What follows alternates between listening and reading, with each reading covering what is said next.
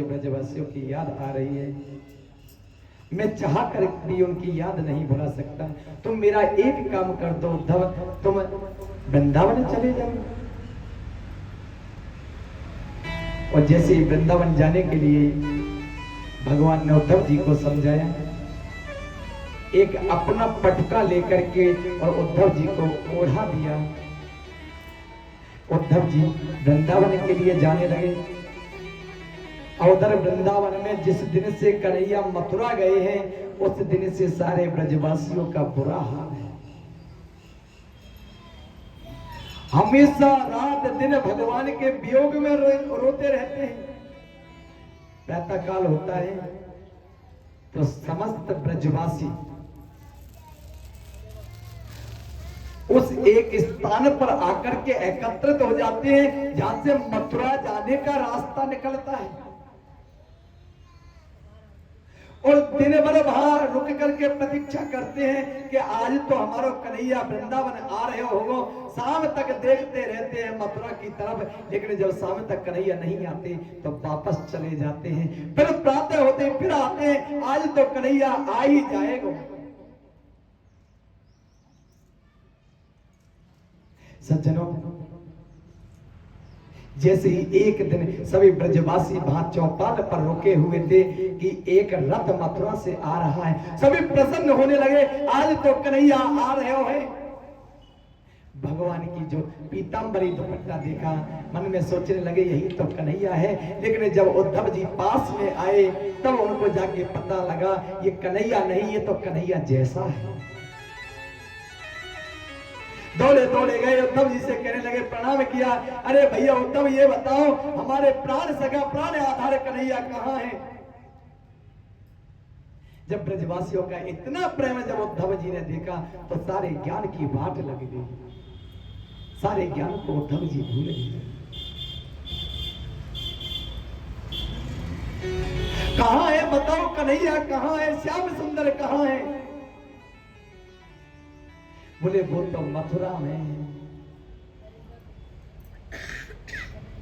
उद्धव जी कहने लगे, भैया ब्रजवासियों मेरा एक काम कर दो। उद्धव कहो कहा काम है। आप कृष्ण नहीं है तो क्या हुआ, आप कृष्ण के सखा है। जितनो प्रेम हम कन्हैया से करें उतनो ही प्रेम हम बाकी सखान से वो करें। कहो तब कहा काम है। बोले भैया मुझको एक रास्ता बता दो। कहा रास्तों? बोले यहाँ से नंदरानी को महल कहाँ पड़ेगा, मैया यशोदा को भवन कहाँ पड़ेगा। एक ब्रजवासी बोलो देखो भैया उद्धव, ये जो नदी बह रही है ना, यह नदी के किनारे किनारे चले जाओ, जहां जाके यह नदी को अंत है जाएगा, वही मैया नंदरानी को महल है। जिस दिन से कन्हैया मथुरा के लिए गए हैं उस दिन से रात और दिन मेरी मैया यशोदा रोती रहती है। नेत्रों से इतने आंसू निकले कि नदी में परिवर्तित हो गई। इतना प्रेम कोई अपनी संतान से नहीं करता होगा, कोई किसी से नहीं करता होगा जितना प्रेम मैया यशोदा अपने पुत्र कन्हैया से करती है। मैया के दोनों नेत्र रोते रोते फूट चुके हैं। उद्धव ने इतनी बात सुनी, उद्धव के नेत्र सजल हो गए। उद्धव आगे बढ़ रहे हैं और मैया यशोदा के महल में पहुंचे। मैया को जाकर के प्रणाम कियो। मैया मैं कन्हैया ने भेजो हूँ। इतनी बात मैया ने सुनी। मैया उठती गिरती उद्धव के पास में आई। अरे भारे कन्हैया, आज को भेजो तो दूसरा दूत भेज दियो, खुद कन्हैया नहीं आयो। आज मैया विविध भांति रोती है। उद्धव को कन्हैया मुझसे मिलने कब नहीं आओ, क्योंकि कन्हैया को मैंने बहुत परेशान किया। उद्धव मैंने जरा से माखन के काजे कन्हैया को ओखर से बांध दिया। एक बार कन्हैया ने माटी को डेला मुंह में रखो, मैंने साटी लेके कन्हैया को धमकाया। गोवर्धन पूजा में कन्हैया ने मुझसे प्रसाद मांगो, मैंने मना कर दी। मैंने कन्हैया को बहुत परेशान करो, कन्हैया मुझसे मिलवो नहीं चाहेगा उद्धव। लेकिन उद्धव मैं तुझसे सत्य कहती हूँ कि मैं कन्हैया से बहुत प्रेम करती हूँ और मैं विधाता से प्रार्थना करती हूँ, हे तकदीर लिखने वाले एक एहसान लिख दे। तकदीर लिखने वाले एक एहसान लिख दे, मेरे कन्हैया के जीवन में मुस्कान लिख दे। ना मिले जिंदगी में कभी दर्द उसको, तू चाहे तो उसकी किस्मत में मेरी जान लिख दे। आज मेरे प्राणों को त्याग करके भी यदि कन्हैया का जीवन सुरक्षित हो तो मुझे प्राणों की परवाह नहीं है। ये मेरे प्राण निकल जाएं,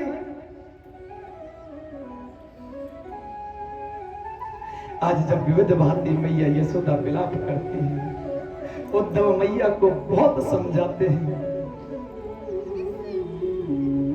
जिधर उद्धव जी जाते हैं उधर देखते हैं चारों तरफ कन्हैया का वियोग ही वियोग प्रतीत होता है।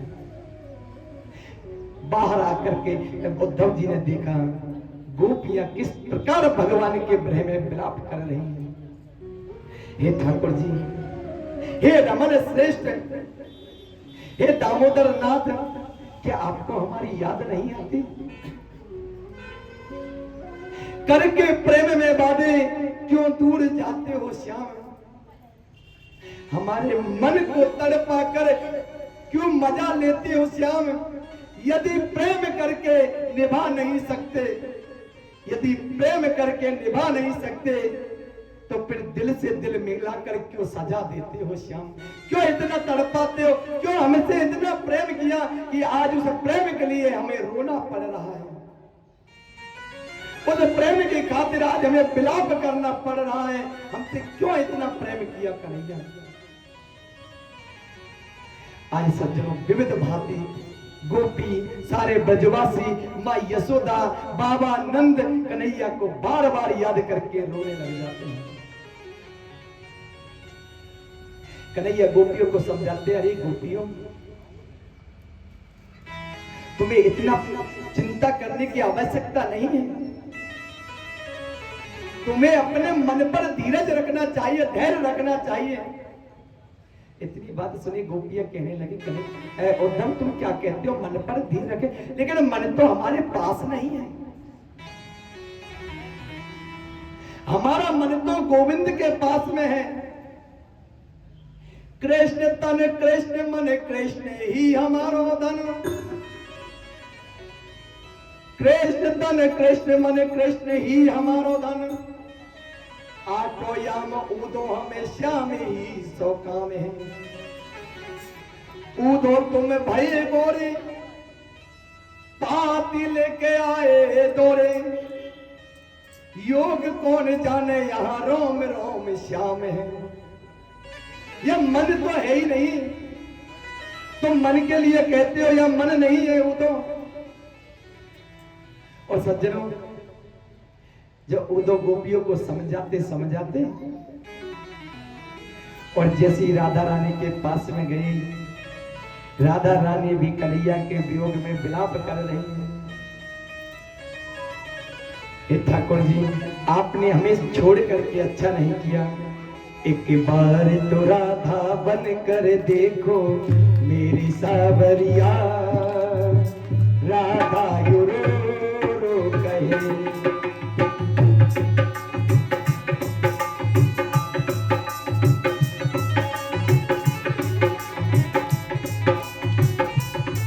एक बार तो राधा बन कर देखो मेरी सावरिया।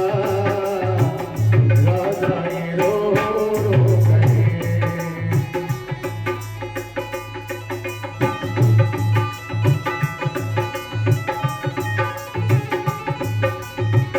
तुम्हारी याद आती है, बताओ क्या करे मोहन। तुम्हारी याद आती है, बताओ क्या करे मोहन। तुम्हारी याद आती है, बताओ क्या करे मोहन। तुम्हारी याद आती है, बताओ क्या करे मोहन।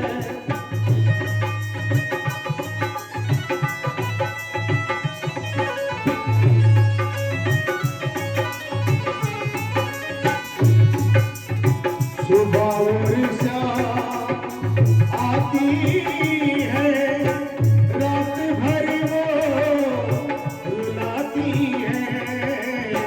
सुबह और शाम आती है, रात भर वो रुलाती है।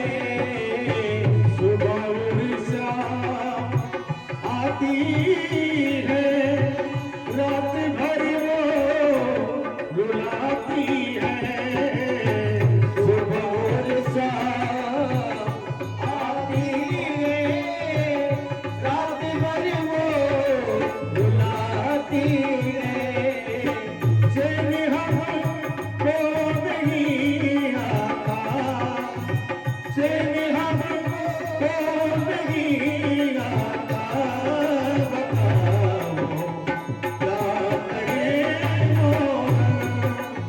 तुम्हारी याद आती है, बताओ क्या करे मोहन।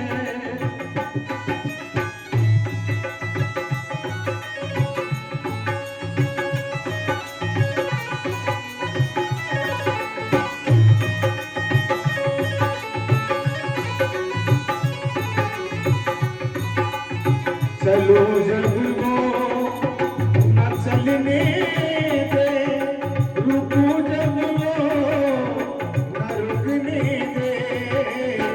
चलो जब वो न चलने दे, रुको जब वो न रुकने दे। चलो जब वो न चलने दे, रुको जब वो न रुकने दे। मिलो रोसे न मिलने दे, मिलो रोसे न मिलने दे। बताओ क्या करे मोहन।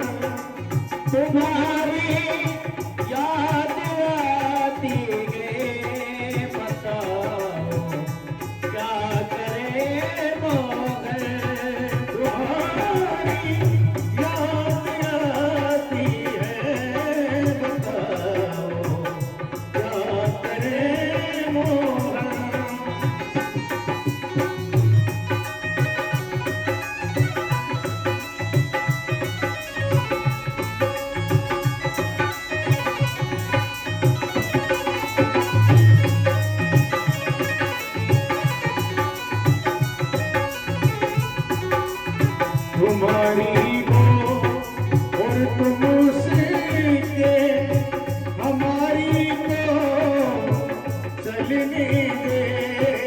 तुम्हारी हो और तुम उसके हमारी को चलने दे। तुम्हारी हो और तुम उसके हमारी को चलने दे। तुम्हारी वो और तुम उसके हमारी को चलने दे। वो जब आए तुम रहो, वो जब जाए तुम जाओ, बताओ क्या करें मोहन। तुम्हारी याद आती है, बताओ क्या करे मोहन। तुम्हारी याद आती है, बताओ क्या करे मोहन। बताओ क्या करे मोहन। आज श्री राधिका रानी और सखिया सभी भगवान का कीर्तन करते हैं और कहते हैं, हे प्रभु, जिस प्रकार से हम आपके वियोग में चिंतित हो रहे हैं, परेशान हो रहे हैं, हे गोविंद, क्या उतना प्रेम आप हमसे भी करते हैं? जिस उद्धव जी भगवान से कहकर के आए थे कि मैं आज जाऊंगा, कल रुकूंगा, परसों वापस चले आऊंगा, आज उन्हें ब्रजवासियों के सामने उद्धव जी का सारा ज्ञान और ध्यान रखा रह गया। एक एक दिन करते करते उद्धव जी को 7 मास व्यतीत हो गए वृंदावन। अपार प्रेम है वृंदावन वासियों का भगवान के प्रति। जब इस दृश्य को उद्धव जी ने देखा, उदो सुदो है चलो, सुन गोपिन के बोल, ज्ञान बजाई दुंदुबी, प्रेमी बजायो ढोल। देखो, प्रेम जहां पर होता है ना, वहां पर ऊंच नीच, बड़ा अनपढ़, ये कोई महत्व नहीं रखता। सबसे बड़ा है प्रेम। प्रेम में जात पात ऊंच नीच का कोई भेदभाव नहीं देखा जाता है। प्रेम किसी से भी हो सकता है। इसलिए हमारे जीवन में एक लक्ष्य होना चाहिए कि हमारा प्रेम निष्ठा पूर्वक भगवान गोविंद को समर्पित हो। बोले भक्त वत्सल भगवान की। आज 7 महीने के बाद में उद्धव जी ने वृंदावन वासियों से विदा ली और मथुरा में आ गए। और मथुरा में आकर के कन्हैया ने जैसे उद्धव को देखा, कहने लगे, कन्हैया, अरे उद्धव, कहो वृंदावन वासियों का क्या हाल है? वो मेरे वियोग में ठीक से तो रहते होंगे, वो अच्छे से तो रहते होंगे। उद्धव जी को गुस्सा आ रहा है। उद्धव जी कहने लगे, अरे कन्हैया, तू इतना निष्ठुर है क्या? तुझे पता नहीं वो वृंदावन वासी तेरे वियोग में कितने तड़पते हैं। मैया यशोदा के नेत्र फूट गए। राधा रानी हमेशा तुम्हें याद करती रहती है। उद्धव बड़ा भैया है, इसलिए कन्हैया को डांटने लगे उद्धव जी। जब उद्धव जी कन्हैया को डांट रहे थे तो कन्हैया ने कहा, दादा उद्धव, ऐसा नहीं है कि मैं वृंदावन वासी से दूर हूं। वृंदावन वासी तो मेरे घट घट में विराजमान रहे, मेरे हृदय में विराजमान रहे। मैं वृंदावन वासी से कभी दूर न रहे। ये तो भगवान ने उद्धव के अभिमान को तोड़ा है, जिसको अपने शास्त्रीय अभिमानता, ज्ञान पर अभिमानता। तो ठाकुर जी बताना चाहते हैं कि आपका पढ़ा लिखा शास्त्र का जो अभिमान है, जो ज्ञान है, वो किसी काम का नहीं जब तक प्रेम ना हो। इसलिए जीवन में प्रेम का बहुत महत्व है। आज अति सूक्ष्म रूप से उद्धव जी को वही मथुरा के अंदर भगवान कन्हैया ने सभी वृंदावन वासियों का दर्शन कराया और उद्धव जी का अभिमान दूर हुआ। और जब कंस का उद्धार भगवान ने कर दिया तो कंस की दो पत्नी है, अस्ति और प्राप्ति। ये पुत्री है जरासंध की। जरासंध है मगध का राजा, और मगध किसको कहते हैं? बिहार को। तो अस्ति प्राप्ति दोनों रोती रोती अपने पिता जरासंध के पास में गई और जरासंध से जाकर के कहा, पिताजी हमारे पति को तो उस कन्हैया ने मार दिया। तो जब उसको ज्ञात हुआ कि मेरे दामाद को मार दिया तो जरासंध को बहुत क्रोध आया, और क्रोध में आकर के भागवत जी में लिखा है जरासंध द्वारा 23 अक्षौणी सेना लेकर के और मथुरा पर चढ़ाई कर दी। 23 अक्षौणी सेना। अब एक अक्षौणी सेना का मैं आपको प्रमाण देता हूं। एक अक्षौणी सेना में 21,870 हाथी होते हैं, 21,870 रथ होते हैं, 65,610 घोड़े होते हैं और 1,93,050 पैदल यात्री होते हैं। कुल मिलाकर के 2,18,700 हुए। ये एक अक्षौणी सेना है। ऐसी 23 अक्षौणी सेना को लेकर के मथुरा पर चढ़ाई की जरासंध ने। और एक बार नहीं, एक एक करते करते 17 बार मथुरा पर चढ़ाई की और 17 बार भगवान कन्हैया ने जरासंध को हरा दिया। 17 बार हरा दिया। हार के वापस चला जाता और फिर युद्ध करने के लिए चला आता। एक दिन बड़ा परेशान हुआ तो ब्राह्मण और संतों को और अनुष्ठान में बैठा दिया जरासंध ने। संत ब्राह्मणों से कहा, भैया मेरे लिए भजन करो, और जब भजन के प्रताप से इस बार मैं कन्हैया को जीत लूं, और यदि ऐसा ना है भयो तो मैं तुम सबन को मृत्यु दंड दूंगा, और अगर मैं यह युद्ध में सफल रह गए तो इतना दान दूंगा कि जीवन पर्यंत तुम्हें मांगने की आवश्यकता ना पड़ेगी। अब महाराज संत ब्राह्मण को अनुष्ठान में बैठा करके और पुनः फिर चढ़ाई कर दी मथुरा पर जरासंध ने। इस बार भगवान युद्ध कर रहे थे। युद्ध करते करते बलराम जी से कहने लगे, भैया बलराम अब यहां से भाग चलो। बलराम जी कहने लगे, लाला कन्हैया कहा कहे, देखिए तो से 17 बार हार गए हो, इस बार भी हार जाएगा। बोले ना भैया अब तो युद्ध करना ही ना है, अब यहां से भाग चलो। बोले कन्हैया दुनिया रण छोड़ कहेगी, भगोड़ा कहेगी। बोले तो दाऊ भैया कहा भयो एक नाम और बढ़ जाएगा, जब माखन चोर, चीर चोर, चित चोर कहे रण छोड़ और नाम पड़ जाएगा। कहा बड़ी बात है, क्योंकि भगवान संत ब्राह्मणों की महिमा को बढ़ाना चाहते हैं। आज ठाकुर जी इस बात को जब दाऊ भैया से कह रहे थे तो दाऊ भैया ने कही, लाला तेरी लीला तू ही जाने। आज कन्हैया ने और समुद्र से स्थान मांगा, और समुद्र से स्थान मांग करके विश्वकर्मा जी को आदेश दिया, विश्वकर्मा जी जाओ और जाकर के एक सुंदर सी द्वारकापुरी की रचना करो। सुंदर सी विश्वकर्मा जी ने द्वारकापुरी बनाई। उधर भगवान युद्ध करते करते प्रवर्सन पर्वत पर चढ़ गए। प्रवर्सन पर्वत का आया है 44 कोस की ऊंचाई। प्रवर्सन पर्वत पर भगवान चढ़ गए और कृष्ण बलराम ने प्रवर्सन पर्वत से छलांग लगाई और द्वारिका में पहुंच गए। अब जरासंध ने सोची कि कन्हैया और बलराम ये प्रवर्सन पर्वत पे हैं, तो पूरे प्रवर्सन पर्वत को घेर के आग लगा दी। बोले यही में कृष्ण बलराम जल के नष्ट हो जाएंगे।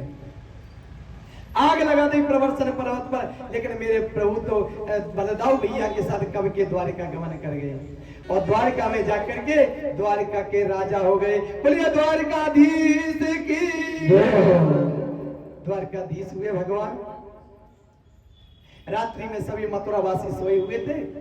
ठाकुर जी ने सोते हुए सभी मथुरावासियों को उठाया और द्वारिका में ले गए। अब द्वारिका के राजा द्वारकाधीश हुए, परम आनंद से रहने लगे। सब प्रकार के आनंद है, लेकिन भगवान के मन में विचार आया कि अब तो भैया विवाह भी होना चाहिए। लेकिन अब विवाह कैसे होए? पहले भले दाऊ भैया को विवाह होना चाहिए। जब तक दाऊ भैया को नहीं होगा तो हमारा कैसे है जाएगा? तो पहले दाऊ भैया को विवाह होना चाहिए। तो आज कन्हैया ने दाऊ भैया से कही, भैया अब तुम विवाह कर लियो। दाऊ भैया ने कही, कन्हैया देख लाला को विवाह ना करना, तू ही विवाह कर ले। कन्हैया कहने लगे, दाऊ भैया तुम बड़े हो, पहले बड़े को विवाह होना चाहिए, पहले आप विवाह करो। कन्हैया गए, जाकर के एक सुंदर सी कन्या दाऊ भैया के लिए वरण करके चले आए। अब तो दाऊ भैया से कही, दाऊ भैया मैंने तुम्हारा रिश्ता भी पक्का कर दियो। कहा कर दियो? महाराज जो रेवत है, रेवत की पुत्री है रेवती, और ये आनंद देश के राजा हैं महाराज रेवत, उनकी परम लाडली पुत्री रेवती के साथ मैंने तुम्हारा विवाह फिक्स कर दियो। अब तो धूमधाम से दाऊ भैया को विवाह और मैया रेवती के साथ संपन्न है गए। लेकिन सज्जनों आश्चर्य की बात है कि मैया रेवती है सतयुग की और दाऊ भैया है द्वापर के। अब सतयुग में एक व्यक्ति की लंबाई होती थी 21 हाथ, त्रेता में 14 हाथ और द्वापर में 7 हाथ, और या कलयुग में पहली बात तो कोई तुलना ही नहीं है, कोई लंबो है कोई छोटो है। और फिर भी यदि कोई भी व्यक्ति अपने हाथ से अपने आप को नापे तो मेरी गारंटी है वो 3.5 हाथ से ना 4.25 को निकलेगा ना 3.25 को निकलेगा। बोलो राधे राधे। अपने हाथ से अगर कोई अपने आप को नापे तो 3.5 से ना 3.25 ना 4.25, 3.5 हाथ की लंबाई है। और कई कई जगह तो हमें देखते हैं कि महाराज छोटी छोटी लंबाई के। एक बार मैंने कथा यहाँ की थी माधापुर में ओलवाड़ा ग्राम में, तो बस 2, 4, 5 लोग जिनकी लंबाई ज्यादा से ज्यादा 3, 4 फीट की, और जिनकी अवस्था कोई 40, 45 साल, जिसमें 2 माताएं भी थी। तो ये सब कलयुग का प्रभाव है, और कलयुग के प्रभाव के कारण हमारा शरीर भी नष्ट हो रहा है, बुद्धि भी नष्ट हो रही है, और भगवान ना करे धर्म भी नष्ट होता जा रहा है। जैसे मैंने बताया कोई प्रेम भी करता है तो बनावटी प्रेम करता है, मतलब का प्रेम करता है, सच्चा प्रेम कोई नहीं करता। यदि कोई सच्चा प्रेम करता है तो भगवान तो आज भी चले आएंगे और अपने हृदय से आप और हमको लगा देंगे। अब रेवती सतयुग की है तो रेवती की लंबाई कितनी है? 21 हाथ, और दाऊ भैया है द्वापर के तो दाऊ भैया की है 7 हाथ। अब जोड़ी तो बनी ना है, दुल्हन 21 हाथ की और दूल्हा 7 हाथ का। तो दाऊ भैया ने अपने हल से प्रहार किया और मैया रेवती है गई 7 हाथ की, दोनों की जोड़ी बराबर हो गई। बोले भक्तवत्सल भगवान की। अब तो सज्जनों दाऊ भैया को भी विवाह है गया। इधर एक दिन की बात है, एक राजा है कुंदनपुर के, राजा सीध भीष्म को नामा, विदर्भाधिपति महा, तस्य पंचाभवन पुत्रा, कन्यका चिबरानना। राजा सीध भीष्म को नामा, एक राजा है भीष्म के नाम के जिनकी राजधानी है कुंदनपुर, और उनके 4 पुत्र हैं और एक पुत्री है। पुत्र कौन है? रुक्मी, रुक्मबाहु, रुक्मकेशी और रुक्मज, और परम लाडली भगवती जगदम्बा स्वरूपा एक पुत्री है जिसका नाम है रुक्मणी मैया। रुक्मणी मैया जैसी युवा हुई, एक दिन महाराज भीष्म अपने पुत्रों के साथ में बैठे थे तो सभी पुत्रों से कह रहे थे, बेटा अब तुम्हारी बहन युवा हो रही है तो बहन को विवाह करना चाहिए, क्योंकि मैंने आपको बताया कि पुत्र को रखने के, लाड़ दुलार करने के, संस्कार देने के और उसकी सम्मति लेने के सभी स्थान बराबर स्वरूप हैं। लाल येत 5 वर्षानी 10 वर्षानी ताड़ येत प्राप्ते तू 16 वर्षे पुत्र मित्र बदा चले। अगर पुत्र कंधे की बराबर हो जाए ना तो उसको पुत्र मत मानो, उसको मित्र मान करके घर में कोई कार्य होता है तो उसकी सलाह लो, घर में कोई कार्य है तो उसका परिश्रम लो। अगर उसकी सलाह नहीं लोगे तो कार्य बिगड़ने में समय नहीं लगेगा। आज सभी पुत्रों को बैठा करके और जब ये प्रस्ताव रखा महाराज भीष्मक जी ने, बोले पुत्री का विवाह करना चाहिए। और देखो भैया, मैं तो एक बात कहूं कि मैंने देखो है कि रुक्मिणी को आसक्त सबसे ज्यादा है द्वारकाधीश कन्हैया के प्रति, तो मैं चाहूं कि कन्हैया के साथ रुक्मिणी को विवाह कर देना चाहिए। इतने में भीष्मक जी को बड़ो वालो बेटा जो रुक्मी है बिगड़ गया। बोले उस भगोड़े से, उस रणछोड़ से मैं तो मेरी बहन का विवाह कदापि ना करूं। भीष्मक जी ने कहा भैया तू अगर विवाह करना ना चाहे तो काऊ को गाली का है, बोले ठीक है मत कर, तेरी बहन तेरी मर्जी, कोई बात नहीं। अब तो महाराज प्रातः काल हुआ तो प्रातः काल रुक्मी चल पड़ा रिश्ता खोजने के लिए बहन के लिए, और खोजता खोजता शिशुपाल के यहाँ पर पहुंच गए। और कुछ देर के बाद में तो घर वापस आ गया, पिताजी से कहने लगा पिताजी बहन का रिश्ता फिक्स करके आया हूं, परसों बारात आ रही है। भीष्मक जी कहने लगे रिश्तो है की देर ना है भाई, बारात चली आ रही है। कहां करके आयो है? बोले शिशुपाल के साथ में रुक्मिणी को विवाह पक्को। बोले ठीक है भैया तूने जो किया वो सब उचित है।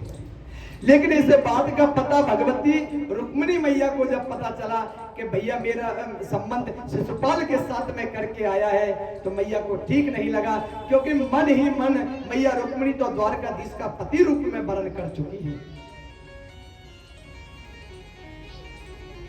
आज भगवती रुक्मिणी मैया ने और एक पत्र लिखा, और पत्र लिख करके एक ब्राह्मण को दिया और करवा निवेदन करके कहा कि इस पत्र को ले जाकर के और द्वारकाधीश के लिए पहुंचा। वो ब्राह्मण देवता पत्र को लेकर के चल दिए और जाकर के और कन्हैया के लिए दे दिया। गोविंद ने पत्र को पढ़ा। पत्र में लिखता था हे प्रभु मैं आपको पति रूप में स्वीकार कर चुकी हूं, लेकिन मेरा भैया मेरा विवाह शिशुपाल के साथ करना चाहता है, ये मुझे बिल्कुल अच्छा नहीं लगता।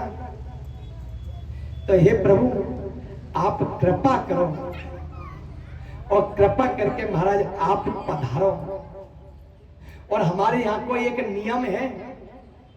क्या नियम है?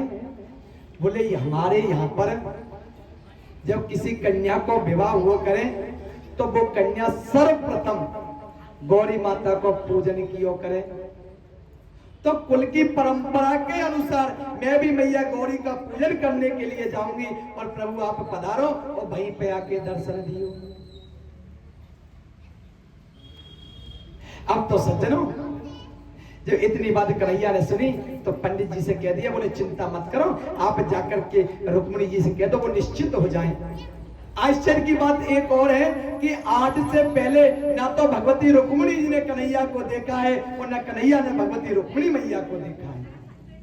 केवल मन से प्रेम है, किसी ने किसी को देखा नहीं है, मन का प्रेम है। उधर सज्जनों शिशुपाल तो बारात लेकर के आ गया, और बारात को ला करके रुक्मी ने एक जनवासे में ठहरा दिया। अब जब जनवासे में बारात आती है ना, आजकल तो गार्डन हो जाते हैं, तो उसी में बेटी वाले उसी में बेटे वाले सभी एक साथ। पहले बारात आती, उसको जनवासे में रुकवाया जाता, वहां पर उसको चाय पानी की व्यवस्था की जाती, फिर लगन टीका होता जनवासे में, लगन पत्रिका पढ़ी जाती, किस समय के फेरे होंगे, किस समय की लगन है, किस समय वर वधू को आशीर्वाद प्रदान किया जाएगा। आजकल तो वो सारी व्यवस्थाएं नष्ट हो गई। तो जो बारात लेकर के शिशुपाल आया है उसको जनवासे में ठहरा दिया, और महाराज भीष्मक जी जितना भी सामान है उसको सजा धजा करके लेकर के जा रहे हैं, क्योंकि टीका चढ़ाना है शिशुपाल का, लगन भी तो देनी है। उधर मेरे द्वारकाधीश कन्हैया वहां से चले आए द्वारका से। कन्हैया ने किसी को नहीं बताया, अकेले ही चले आए। और भगवान की कृपा ऐसी हुई कि जब भीष्म के जीवा सामग्री को लेके जा रहे शिशुपाल को टीका चढ़ावे की काजे, तो कन्हैया रास्ते में मिल गए। अब भीष्म के जी कन्हैया से बहुत प्रेम करें, तो प्रणाम करने लगे कन्हैया को। प्रभु आप आए, आपकी बड़ी कृपा है और आप हमारे घर में चलियो। तो कन्हैया ने तो ऐसे परिहास करते हुए कह दियो, बोले ठाकुर जी को मंजूर होगो तो अब तो यह कुंदनपुर में आवागमन बनो ही रहेगो। बोलो राधे राधे। अब तो आवागमन बनो ही रहेगो। अब जब जो सैनिक थे साथ में भीष्म जी के, उन्होंने सोचा हो ना हो यही शिशुपाल है, क्योंकि जब भीष्म जी का प्रेम देखा तो सोचने लगे। अब जितनी भी सामग्री लेके आए सारी सामग्री ठाकुर जी को समर्पित कर दी। चढ़ना था टीका शिशुपाल का और चढ़ गया गोपाल का। ठाकुर जी का टीका चढ़ गया। भीष्म जी ने देखा ये तो सब उल्टा पुल्टा हो गया, अब क्या होगा। उधर शिशुपाल को पता चला कि कन्हैया आप पहुंचा है और रुक्मिणी गौरी मैया का पूजन करने के लिए जाएंगे। तो महाराज बहुत सारी सेना को और मंदिर की चारों तरफ लगवा दिया मैया को रुक्मिणी की सुरक्षा के लिए, कि कन्हैया आएगा और रुक्मिणी जी को ले जाने की कोशिश करेगा तो तुम उनको पकड़ लेना। कन्हैया रुक्मिणी जी को ना ले जा पाए, सारी सेना लगा दी चारों तरफ। उधर भगवती रुक्मिणी मैया अपना श्रृंगार कर रही है, क्योंकि गौरी माता का पूजन करने के लिए जाना है। आओ मेरी सखिया मुझे मेहंदी लगा दो, मेहंदी लगा दो मुझे सास सजा दो, मेहंदी लगा दो मुझे सास सजा दो, मुझे श्याम सुंदर की दुल्हन बना दो, मुझे श्याम सुंदर की दुल्हन बना दो।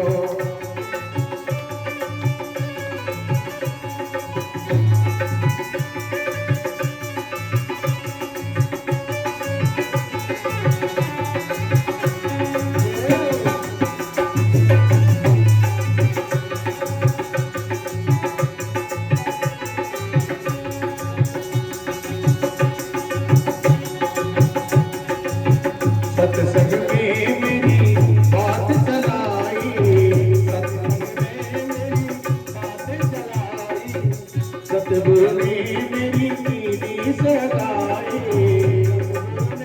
मेरी कीर्ति सगाई।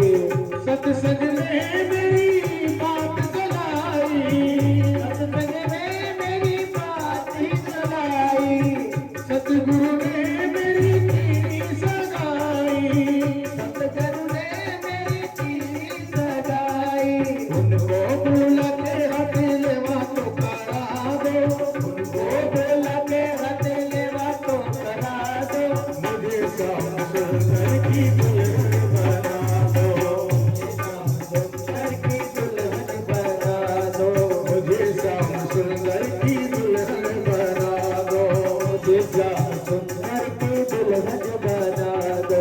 आओ मेरी सखिया मुझे मेहंदी लगा दो, आओ मेरी सखिया मुझे मेहंदी लगा दो, मेहंदी लगा दो मुझे सास सजा दो, मेहंदी लगा दो मुझे सास सजा दो, मुझे श्याम सुंदर की दुल्हन बना दो, मुझे श्याम सुंदर की दुल्हन बना दो।